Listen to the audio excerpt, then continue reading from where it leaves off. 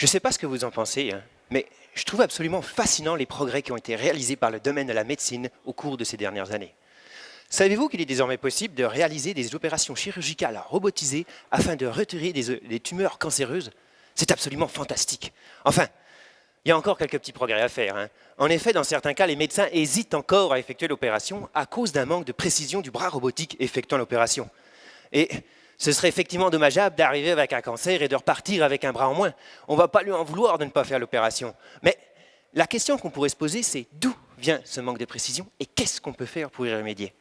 Et là, ce qu'il faut comprendre, c'est que le bras robotique est associé à un algorithme de commande qui permet de gérer ses déplacements dans l'espace. Et c'est précisément la précision de cet algorithme de commande qui fait défaut.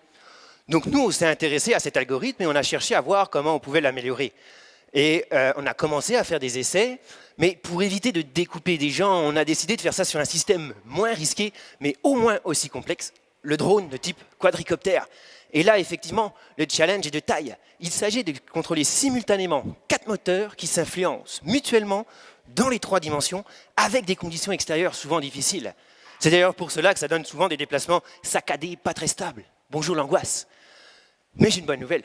On a mis au point, ici même, à l'ETS, un algorithme de commande appelé la commande B qui permet, d'après les premiers résultats, d'améliorer de 10 à 100 fois les performances du drone. Ces améliorations sont de 3 ordres. Tout d'abord, rapidité, précision.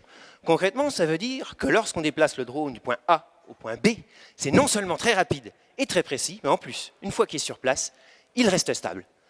Ensuite, d'un point de vue énergétique, on s'est rendu compte qu'à performance égale, on consomme 10 à 100 fois moins d'énergie avec l'application de la commande B.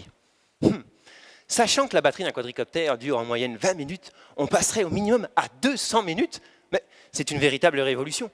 Donc là, on vient d'améliorer considérablement les performances du drone et de ses applications, telles que la photo, la vidéo numérique, ou encore la possibilité d'aller recueillir des informations sur les plantes dans les surfaces cultivables et ainsi améliorer le rendement jusqu'à 10%.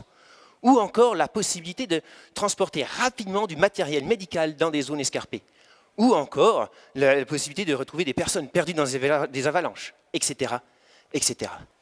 Mais comme on peut le sentir, la portée de ces applications de cet algorithme va bien au-delà du domaine des drones. Sont également concernés les domaines de la médecine que l'on a vu précédemment, auxquels on peut rajouter le transport, l'aéronautique, l'aérospatial, l'énergétique, etc., etc. Donc le potentiel de ces travaux de recherche est très vaste, les résultats préliminaires sont très encourageants, c'est possible, au plaisir de vous revoir, à ma soutenance.